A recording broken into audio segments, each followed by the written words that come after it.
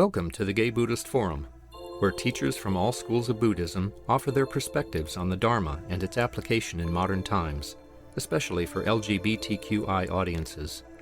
These talks are offered freely to the world and made possible by appreciative listeners. If you would like to support our efforts to share the Dharma with underserved audiences, please visit gaybuddhist.org. There you can donate, find a list of upcoming speakers, or enjoy many hundreds of these recorded talks dating back to 1996.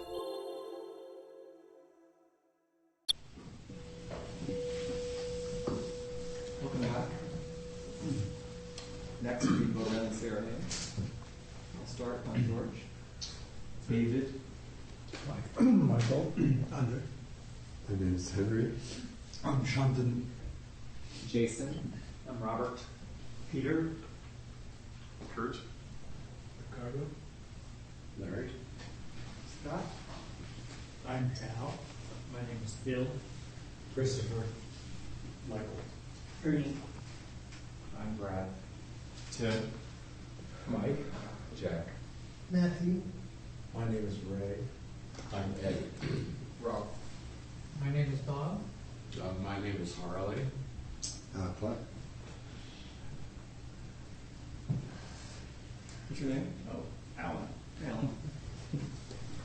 Welcome, everyone. And our speaker today is one of our Sangha members, Joe Goode.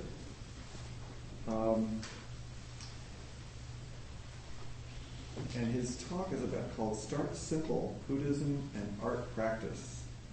Joe Goode is the artistic director of the Joe Goode Performance Group and a professor in the Department of Theater, Dance, and Performance Studies at UC Berkeley.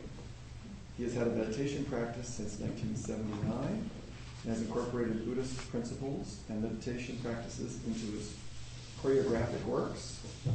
His work blends theater, dance, and spoken word to focus on the fallibility and imperfection of being human, believing that creative impulse is a step toward the alleviation of suffering. Amen. Thank you, Joe. Welcome. Thank you.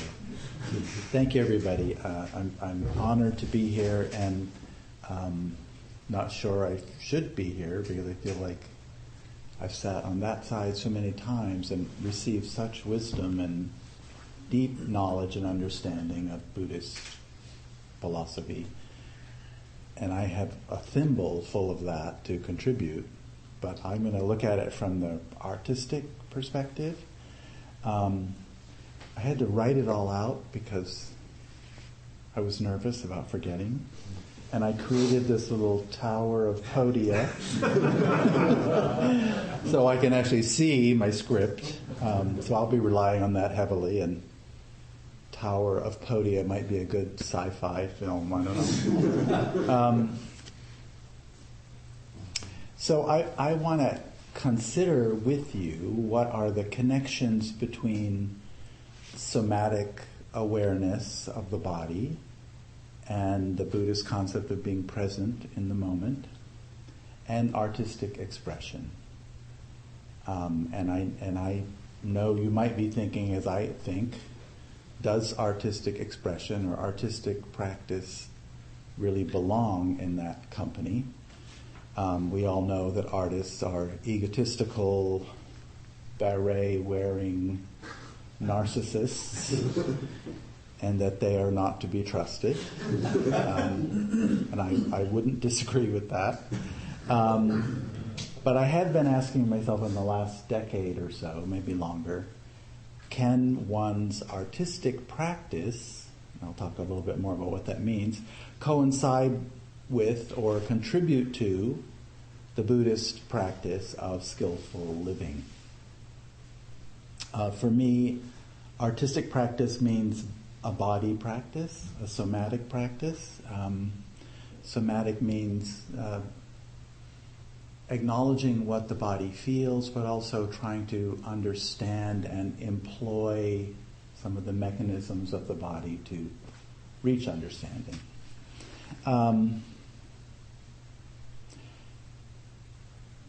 We're going to come back to that in a little while. I want to talk a little bit about ritual practice. I don't love that word because it implies something archaic and ceremonial, and I don't think of it. I don't like that so much. But in a way, it is ritual in that it's repeated.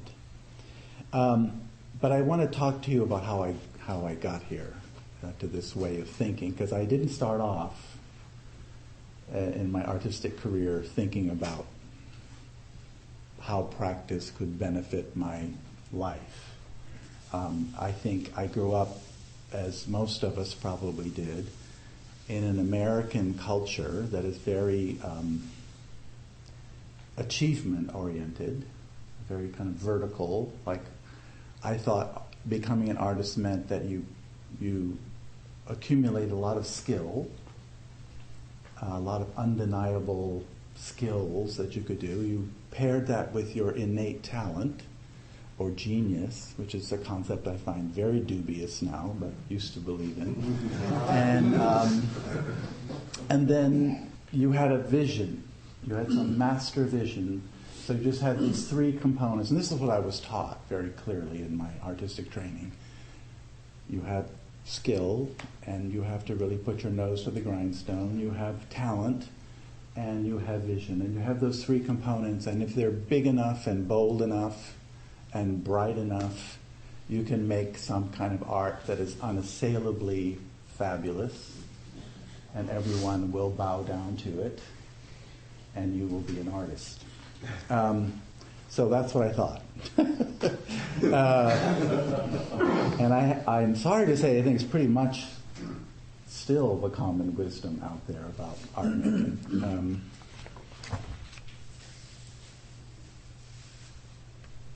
But I realized at a certain point that it was all about becoming this thing, this great artist, this very special person that lived in some elevated plane. And I really sought to achieve that. It was lonely up there, and I think it just wasn't a very skillful way to live.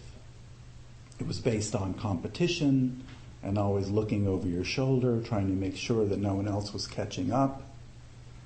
I have a little anecdote I like to tell. A few years ago, God, it's been probably 10 years ago, I received this award. It's a Guggenheim Fellowship. It's a big deal in my world, especially in the academic world, but in the artistic world as well. And when I got the letter that said, "You are receiving the Guggenheim Fellowship," my first thought was, am I ever going to get the MacArthur Genius Award?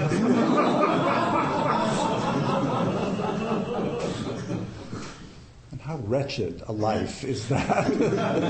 I mean, really, when when I stopped and thought about it, I was like, you are a sad person. Particularly after you've had a little success, the pressure to just keep innovating and breaking your own, record of excellence is very intense and exhausting, and you feel like a fraud all of the time because everyone expects you to deliver something brilliant, and you expect that of yourself. But in your heart, you know you're not brilliant. Or maybe you're only brilliant on Tuesdays and Sundays, but it ain't where you live. And it's this feeling of carrying falsehood with you, this burden of falsehood. There's a slogan that I absolutely love from Pema Chodron: "Abandon all hope of fruition." I say that to myself every day. I interpret it to mean we get so wrapped up in becoming a great artist, a great lover, a great meditator, or whatever, that we're always future focused. We're actually always in thinking about what's next. How am I going to become this thing? And, I'm 60-some years old, and I'm director of this company, and I teach at a wonderful university, and I don't in any way feel like I've reached a point of arrival. or that I've become anything except a student of, trying to learn how to get to where I want to be. So becoming has not served me very well. I'm trying to set it aside. Can't ever get rid of it, but trying to, lessen its loud voice.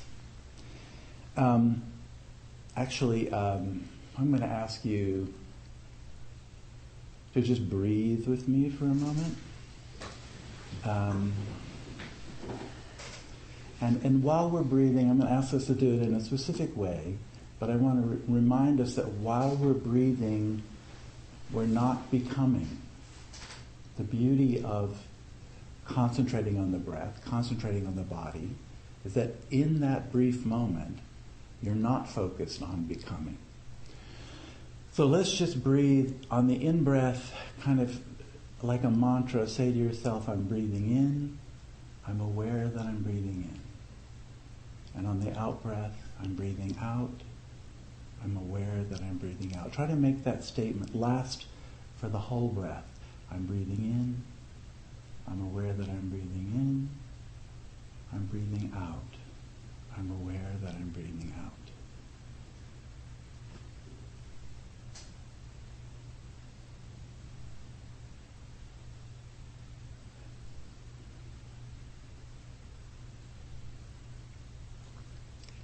So in that moment, you're cultivating awareness of the moment itself. And if we do that enough, meditate and learn how to calm all the exterior stuff, we can actually start to transfer that a little bit into our lives. I'm talking to my mother. I'm aware that I'm talking to my mother, even though she's driving me crazy. I'm crazy. I'm aware that I'm crazy. I mean, it sounds funny, but it's actually true that we can begin to have that presence of where we are and not be skipping ahead to, I'm going to kill her, or I'm going to hang up the phone, or... and I wanted to bring that more fully into my art practice or process. That experience or that sense of a full experience of the moment, of creating variables in the studio where we would be fully aware and attuned to what we were having to do in that moment. Almost like creating little obstacles or puzzles that we had to solve, so we'd be so fully engaged in the moment that we wouldn't be thinking about, where we were going. Or most importantly, and this gets harder as you get deeper into the process. It's easy to go in the early days and play. It gets harder when the show's coming up and the deadline is upon you, to not start thinking about, am I going to get a good review? Are the accolades going to come in? Is this going to be better than the last one? It gets harder. But there is a way to do it.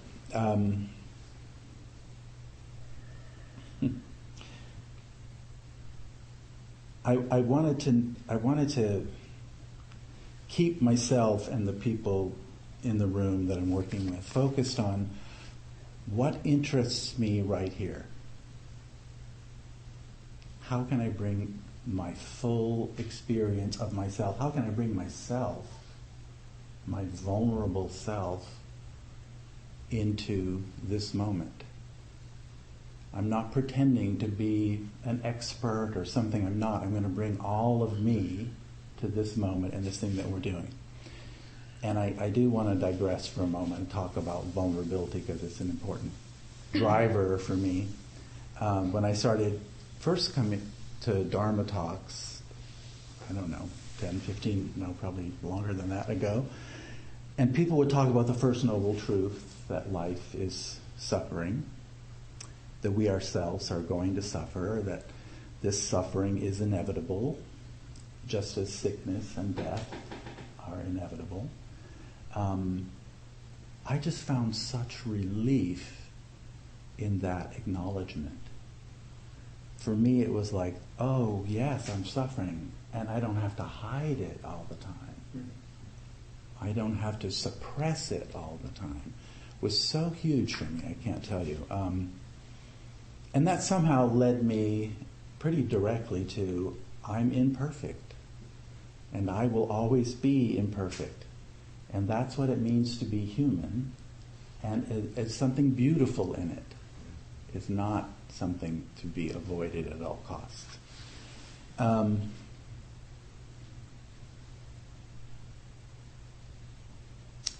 Eventually, I think with metta practice and meditation, you can even grow to love yourself in your most imperfect state, the most imperfect parts of you. I do believe that, and I've experienced some of that. And then the next stage for me, which I'm still working on, is you don't have to then keep trying to fool everyone else into thinking that you're perfect or that you're not imperfect. We'll leave that lie. A quote from Thich Nhat Hanh. Recognizing and identifying our suffering is like the work of a doctor diagnosing an illness. He or she says, if I press here, does it hurt? And we say, yes, this is my suffering. This has come to be. The wounds in our heart become the object of our meditation. We show them to our doctor, we show them to the Buddha, which means we show them to ourselves. Our suffering is us, and we need to treat it with kindness and nonviolence. We need to embrace our fear, hatred, anguish, anger, and say, my dear suffering, I know you are there. I am here for you, and I will take care of you. We stop running from our pain. With all our courage and tenderness, we recognize, acknowledge, and identify it. So, I don't know how many of you are familiar with dance as an art form. I often find it to be pretty annoying. It's all about these bodies on stage, which are so flexible and beautiful and perfect, and the dancers themselves seem to have some kind of serenity or some kind of knowledge. They breathe some air that we don't breathe. And they're sexy. And they're perfect. It's annoying. So I really, this happened many, many years ago. I thought, what if we showed another part of the human condition in dance? Would that be possible? And I have to say, in the beginning, I didn't have a clue how to do that because that was not how I was trained. I was trained to be a paragon of beauty and perfection and skill, right?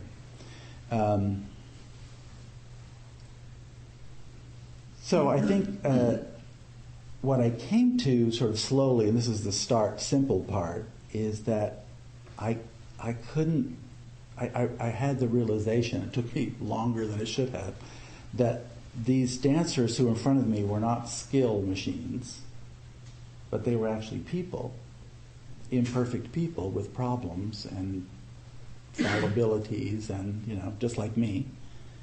And so I started doing these, mostly in workshops, and then eventually in my work, I started doing these little exercises. I call them personal rituals. And I don't love that word anymore, but I'm going to ask you to do one with me. Take your 4 fingers and just gently rake them across your forehead. So that's the action. Now close your eyes and do that action and feel the sensation of it.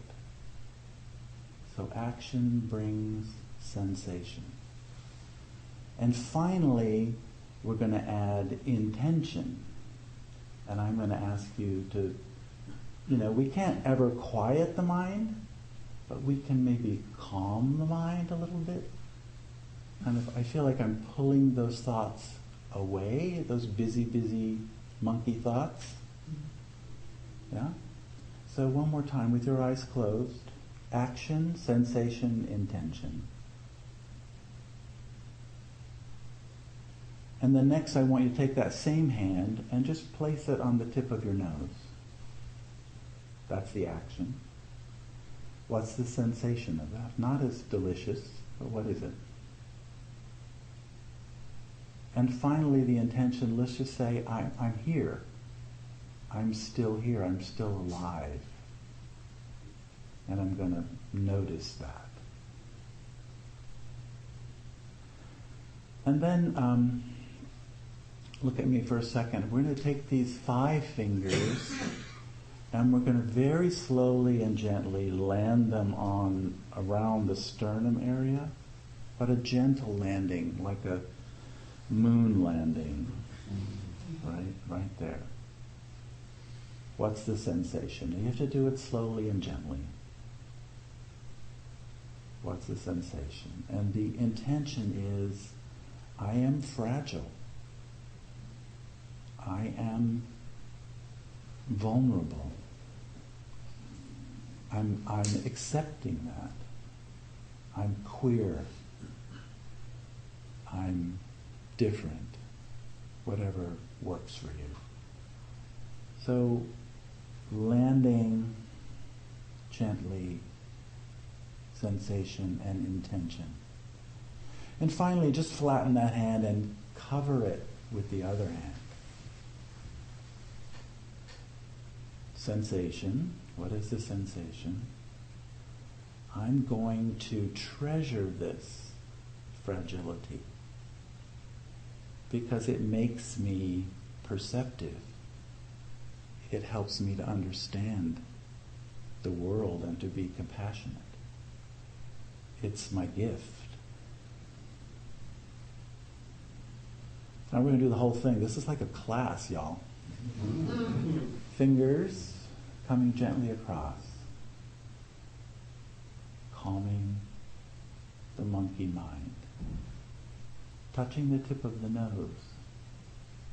I'm here, still alive. Moon landing. I'm fragile and broken and vulnerable. Hands. I'm accepting that and realizing that it gives me strength to do things in the world, to be perceptive.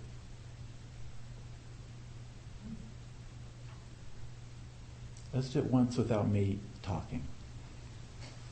If you forget something, it doesn't really matter. You can make up your own.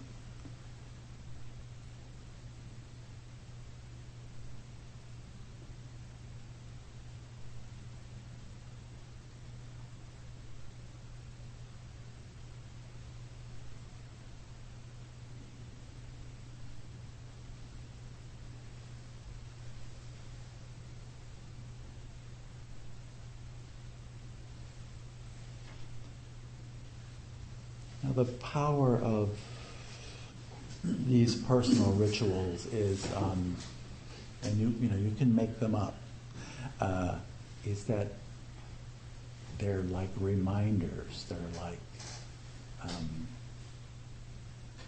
keys into the way that you want to see yourself or the way that you want to live. So they are sort of a tool for skillful living.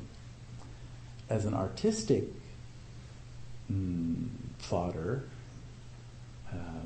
I think you can imagine pretty easily how these things, even just by putting in a transition, can become powerful. But you still want to use the clarity of the intention, because when you see someone moving that way, You may not know exactly what they're thinking, but you'll feel what they're feeling. So it's actually a pretty powerful artistic tool. Another quote from Thich Nhat Hanh, very short one. Mental formations are in every cell of the body. So I like to think that, I think when I first read that quote, I thought, oh, mental formations, those are bad things. Most of my mental formations are things that limit me. But we can also create mental formations with the body. It's kind of what we just did. So I think it can work both ways, and I think that's really powerful. I'm going to take a little detour into a book that some of you might know, and if you don't know it, I strongly recommend it. My friend John Goodman, who's a visual artist, introduced me to it. It's called Wabi Sabi. Does anybody know? By Leonard Cohen, not Leonard Cohen, but Leonard Cohen. Wabi Sabi, this is Cohen's words. Wabi Sabi is a beauty of things imperfect, impermanent, and incomplete. It is a beauty of things modest and humble. It is a beauty of things unconventional. And I think I was already doing this when I picked up the book, but I was like, oh my God, this person's really saying it, what I want to do. How do we create a beauty of things modest and humble? And isn't that closer to who we are? If we could do that, it's so beautiful. Beauty of things unconventional, that's easy. I had that down. I knew what that was. But a beauty of things imperfect, impermanent, and very importantly, incomplete. Because we're not paragons. We are these incomplete things that are constantly becoming. Again, this is Cohen's words. Wabi Sabi seemed to me a nature-based aesthetic paradigm that restored a measure of sanity and proportion to the art of living. Wabi Sabi resolved my dilemma about how to create beautiful things without getting caught up in the dispiriting materialism that usually surrounds such creative acts. Wabi Sabi, deep, multidimensional, elusive, appeared the perfect antidote to the pervasively slick, saccharine, corporate style of beauty that I felt was desensitizing American society. So Wabi Sabi, I'm trying to give you an example. If you see the beautiful Japanese flower arranging, there's always kind of a broken stem that kind of wanders off, or a dead piece of moss or something. That recognition of decay, that we are in the process of decay all the time, that recognition of the weak thing, the weak link, even some of the raku pottery, which is the glazing is very kind of damaged or broken or inconsistent. That imperfection is really, its beauty is more beautiful than perfect symmetry. It's more beautiful than the glossy finish. So that's just really profound stuff for me. And, again, it serves me in my life, aside from my art making. They're sort of hard to separate, but I like to look for that imperfection in my friends. And boy, is it there.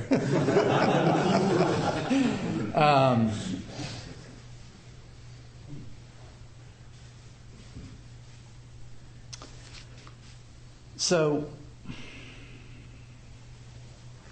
to not look for the paragon of beauty, the perfection, the symmetry, but to look for the sweet, sad elements, maybe even approach them with a sense of humor, that sort of became my mission.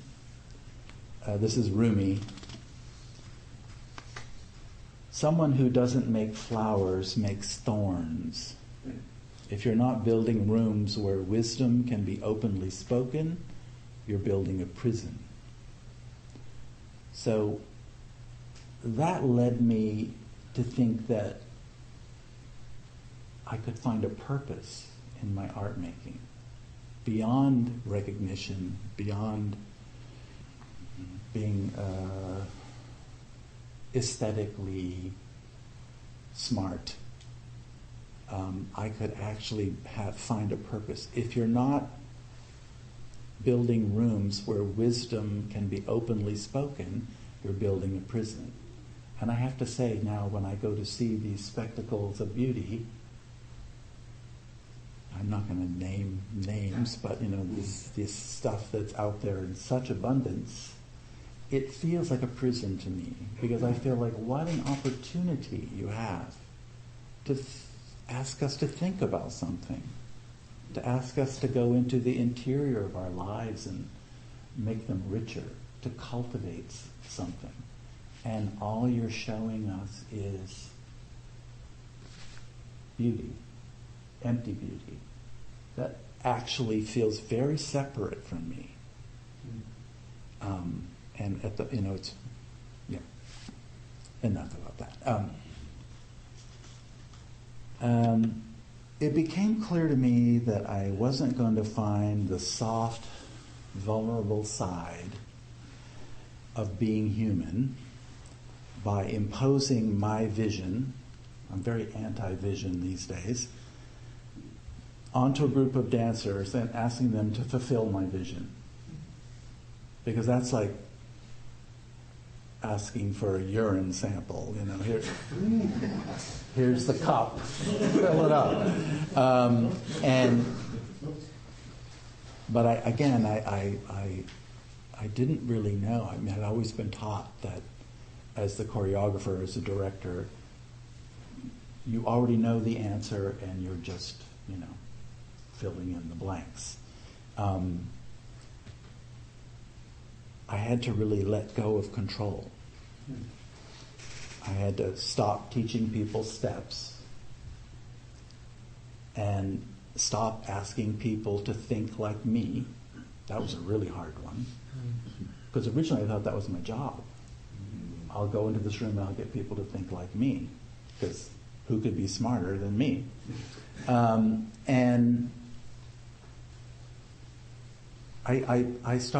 my way out of that trap was to start devising prompts.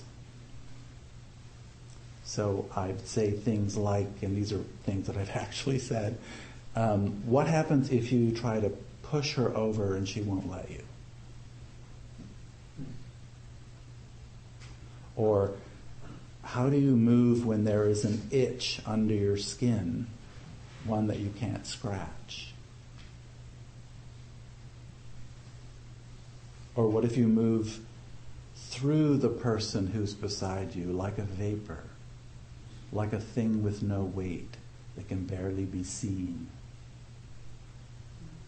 So these little poetic prompts freed people to come up with creative solutions. And of course they were amazing, and not things that I would have even thought of. And then, and that was, that was really important for me. Especially if I could really hear them. If I could really hear and see the answers. Then that would lead me to the next prompt, right? Not my plan, right? But the prompt responding to what I'm really seeing and hearing, to what they care about, to what they're in. And then that becomes you have a kind of momentum there that just builds something really beautiful. And I think for me, the part that was so surprising, and I don't know why it was, because it makes total sense, is suddenly they had ownership of the material in a way that they never had ownership before when I was asking them to think like me. They had ownership because they hadn't learned it, they had made it. And suddenly I was in a community of makers, a community of equals, and that was really exciting. I was no longer the owner. I was more like the preparer of the earth, tilling it, making it more fertile so something could grow. And it's amazing to see those little seeds blossom. I mean, it's so beautiful. And also I think that for me, what keeps me in the game after all these years is that loss of ownership. It's like glimpsing the concept of no self. The work is not mine. It's maybe not even ours. It might even be something beyond that. It's something that's happening in the alchemy of the moment. And that's really profound. And to not be looking at the work seeking my own reflection was such a relief. It was truly a relief. Because suddenly I was looking at something with real curiosity. I was looking at the material. I was looking at the topic. I was looking at the thing that had emerged with curiosity and appetite for it. Not, does it look like me? And are we going to get a good review? And in fact, I haven't read a review in over 20 years. This has been a real pleasure. A quote from Marcel Proust: "The real voyage of discovery consists not in seeking new landscapes, but in having new eyes." And I found my eyes in the eyes of all these people that I work with. So that's been pretty profound. I want to do one more little exercise with you, if I may. This one involves a partner, and you just turn to somebody who's near you. And George, if we're not evenly distributed, I'm going to ask you to sit out. But I need everybody have a partner? Grab somebody. Right there.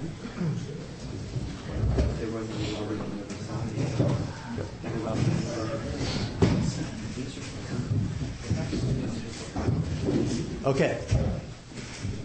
This is something. Turn to your partner. You don't need to see me. Just listen.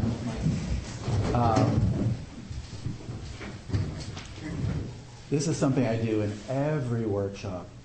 Something I often will stop in the middle of rehearsal and do, because it's the most important thing, and that is seeing each other. So I'm going to ask you to look in your partner's eyes. Make some contact with them, some kind of, touch the knee or something. Get comfortable with each other. And I know it can be challenging, but I'm going to ask you to really look in each other's eyes. And the first and hardest thing that you have to do is kind of gently dismiss your assumptions. You may know this person quite well. You may know them not at all. You may know them only by sight. But you don't know them.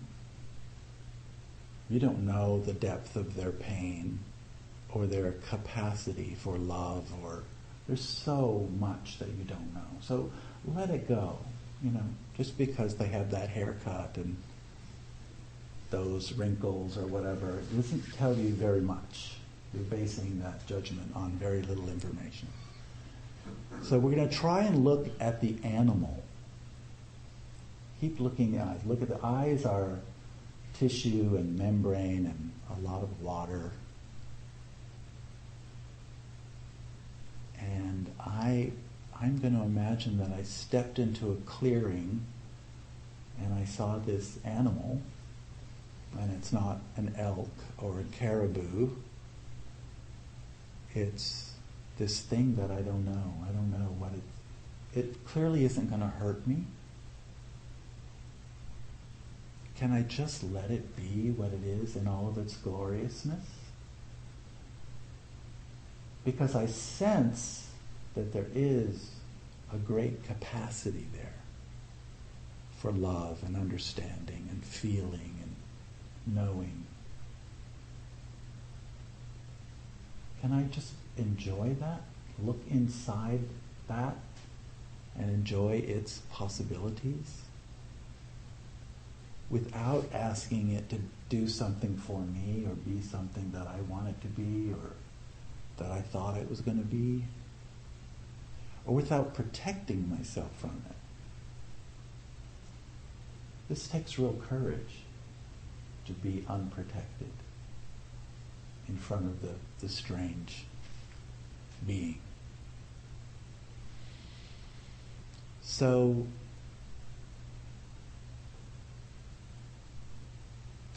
I'm going to ask you to go even a step further. Can I see the love that this being is capable of?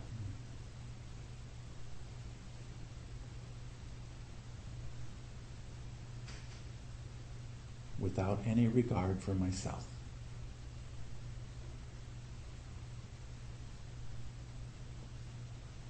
Can I see the love?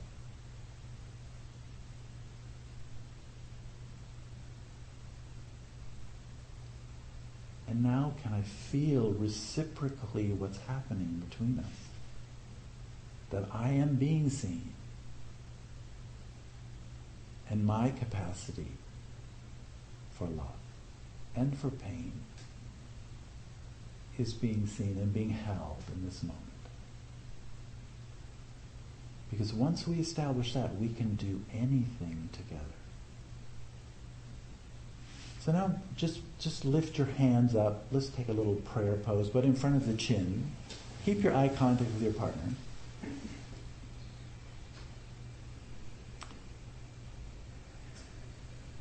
Keep staying with your partner. And I just want you to begin to move. It might be a gesture, it might be a sway, it might be something you do. Don't bring those hands too far away from the face, because then I'll lose my partner, and I want to stay connected. We're just going to do like a little mirror exercise, but there's no leader. And believe me, you have to be honest with yourself about this. I am not going to lead. We're both going to follow. And something may happen, maybe something won't happen. Maybe we'll just enjoy being here in stasis. But, there is no stasis. So if you watch carefully enough, you'll find movement.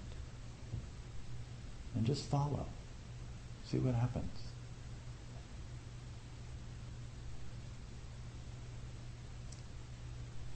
And most importantly, enjoy the ride. So don't think. Feel the little cloud that you're on. And when you get lost, come back to the capacity for love that you see in front of you.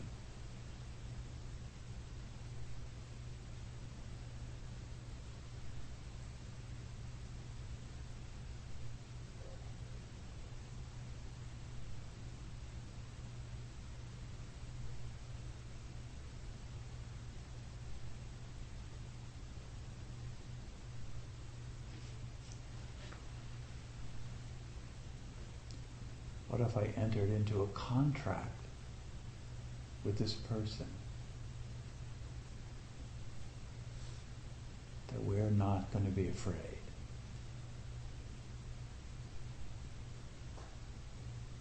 That my eyes are a safe place to be, and his eyes are a safe place to be.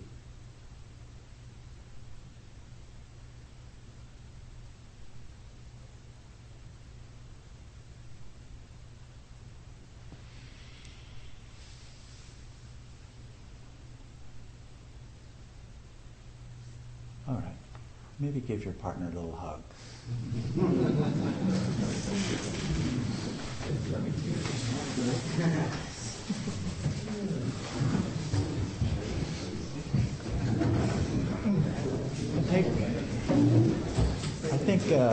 I think take a moment to discuss that with your partner.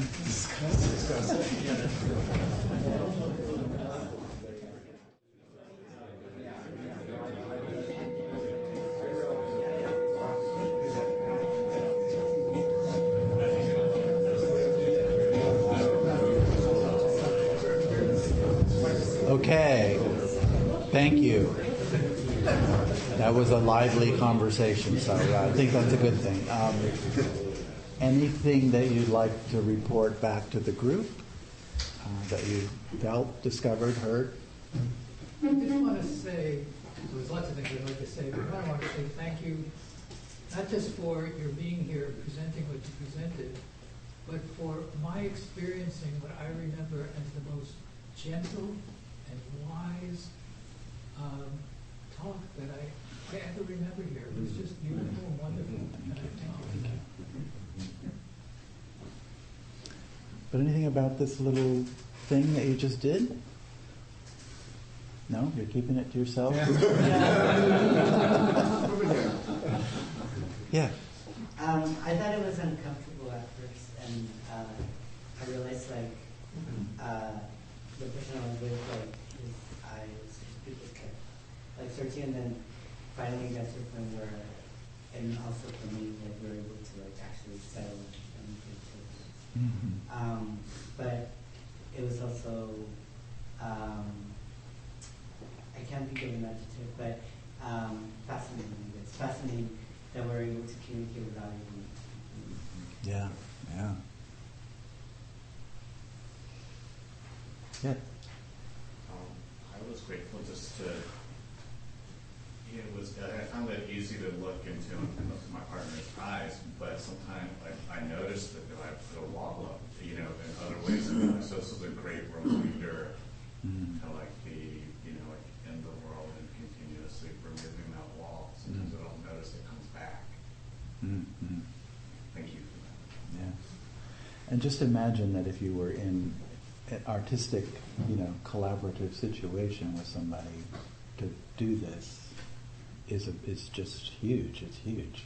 It's very hard to be a dick after you do this.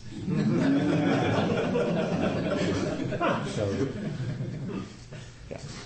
I appreciated your guidance through this because I was saying to my partner, if I was relying on my own mind, when we were just looking at each other, my mind would do a lot of crazy things. Mm-hmm. And so your guidance was really helpful connecting. Good.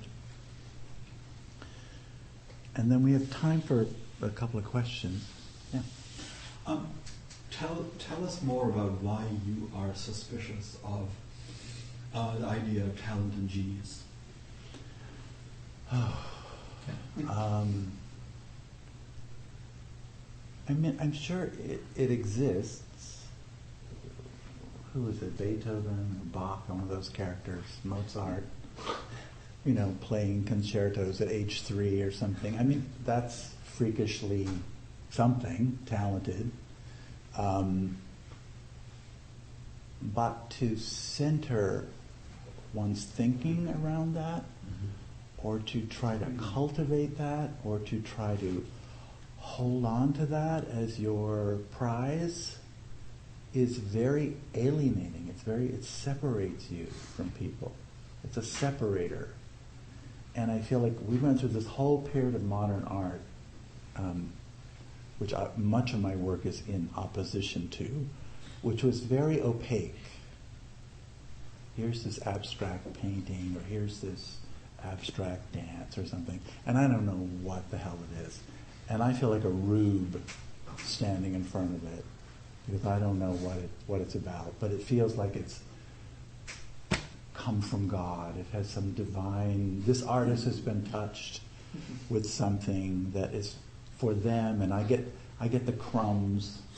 And I just feel like it's I don't know, I feel like it's borderline evil. when we start cultivating genius, because it makes us very comfortable with having the 7 veils of modern art dropped in front of us.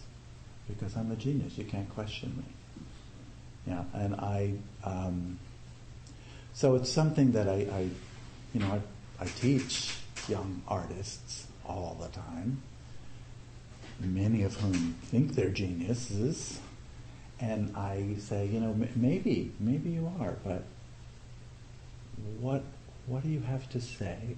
What is the conversation that you want to enter into?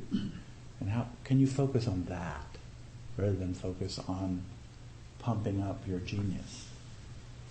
Because that really is ego-driven. I mean, really, then you're making art that's monolithic and unquestionably great, but who's it for?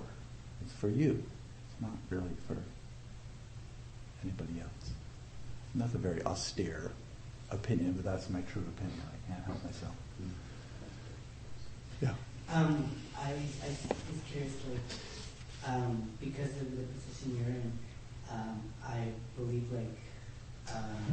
there's a certain sense of control, especially since you say you're a choreographer. So it seems like that's a big shift to let go of that control. How were you able to achieve that? Because, you've been trained to have a vision and to be able to fulfill that and communicate that to others. So how were you able to make that? Seems like a really big shift. It's a huge shift, and it was very, very difficult, and continues to be very difficult. Mm-hmm.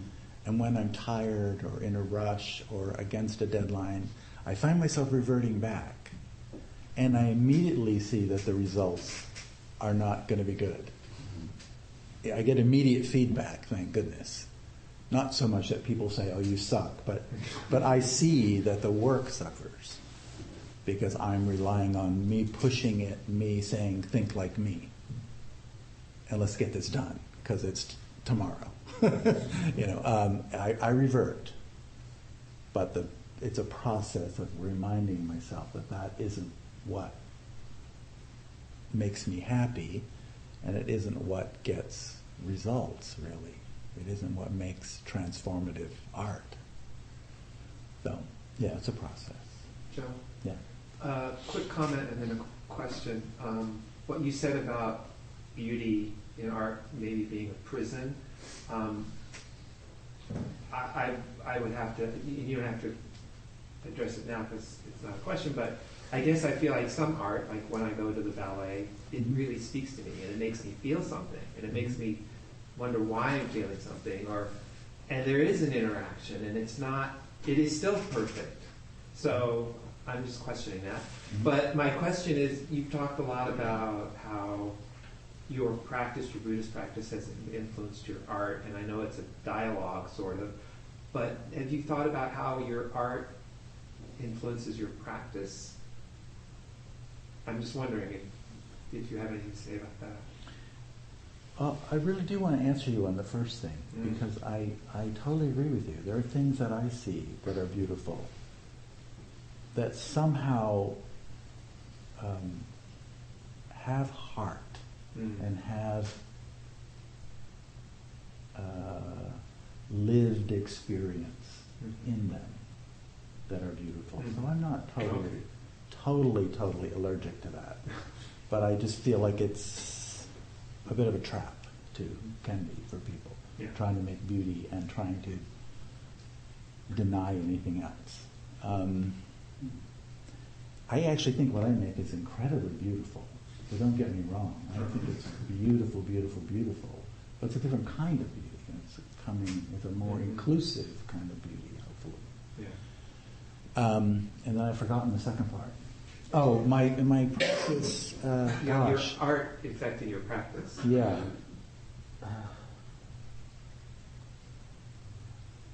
That's a hard one to answer because my art kind of is my practice. Mm-hmm.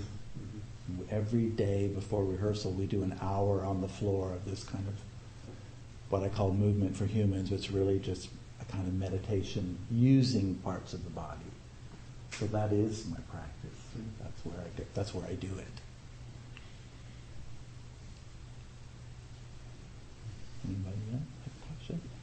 I'm curious as to how audiences react to a sort of an inner, performance rather than an exterior performance. Well, I'm probably misleading you in that my work is full of skill. There's a lot of skillful things happening. There's a lot of fairly acrobatic movement, and there's a lot going on. So hopefully there are many entry points into it. You can be seduced by the humor. It often has an element of humor. You can be seduced by the kinetic thrill of the movement, or you can enter into the content, which tends to be more around the stuff that I was saying about how we're broken and vulnerable. Yeah. I thank you, Joe. This has been a wonderful talk, and I think my experience of dance has been to appreciate it as a celebration of embodiment, which is something that is always imperfect, but somehow through dance, embodiment is shown to manifest feeling, and that seems to be directly communicated from the dancer to me, which is just miraculous for me. It can be. It can be. And it can happen in all styles of dance that I've experienced. I agree. Yeah. I really enjoyed the talk and the exercise, but I wanted to ask you, you've devoted your life to your art. Was there a moment that you can recall that you said, yes, that's what I am, or that's what I will be, or what I will do? In terms of being an artist? Yes. That happened really early for me. I feel very, very lucky in that way. And I'm not sure why. I was a little sissy boy in Virginia, and making spectacles in the backyard with my sister, and directing them and performing in them, and started taking dance classes when I was 7 years old. Followed my sister to dance class, the typical story from a chorus line, and I've just always known it was what I was going to do. I've never been particularly good at anything else, as I evidenced earlier by looking at this machine and going, I have no idea how to turn it on. So there never seemed like another choice. And I'm very grateful for that. I also, sometimes I feel a little bereft that I, didn't choose other paths or have the capacity to go other directions. I feel like there's things I've perhaps missed, but it's always been, a joy to be where I am. And, there were times that were dim in terms of I wasn't producing a lot, nobody cared. I was maybe writing in my, attic. So there have been those times for sure, but it's never been a question for me that I would do anything else. I mean, I waited on tables, did a lot of that, but yeah. I love, people, so many people now have 3 careers or 3 lives, totally different. Like I was an accountant, and then I worked in a nonprofit, and then I retired as a missionary in Burma, and I was like, oh my God, I love that. And I've just been doing the same thing my whole life, and probably will until I drop dead, but that's my path. So. Thank you, Joe. Thank you.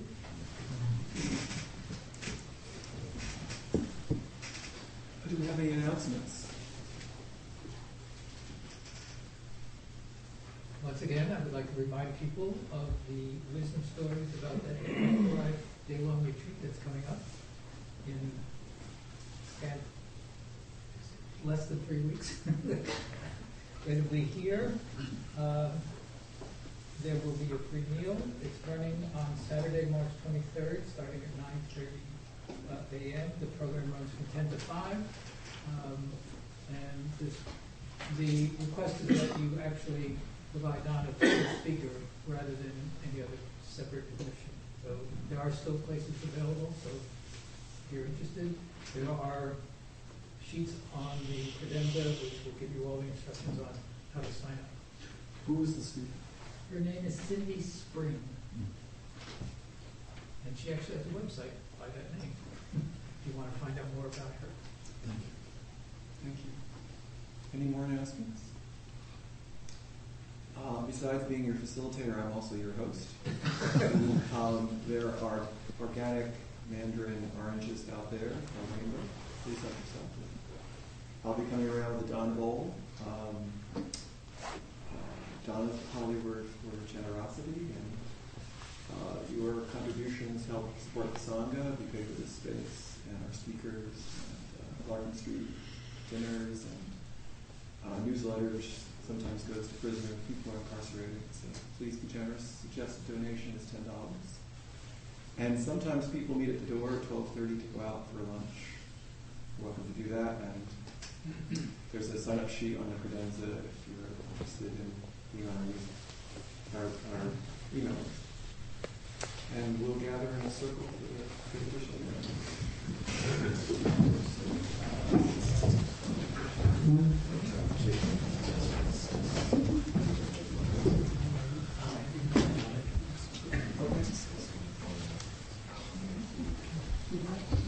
So, one more announcement. For those of you who know John Anderson, he broke his leg on Monday, and he's laid up, so just send him positive thoughts this week. That's all. You might not see him for a few weeks. So. By the power and truth of this practice, may all beings have happiness and the causes of happiness. May all be free from sorrow and the causes of sorrow. May all never be separated from the sacred happiness, which is without sorrow. And may all live in equanimity, without too much attachment, or too much aversion, believing in the equality of all living.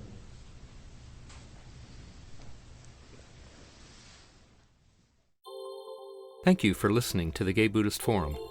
If you would like to hear several new talks per month and be notified of upcoming speakers so you can participate live, please subscribe to this podcast, like us on Facebook, and join our mailing list by visiting gaybuddhist.org.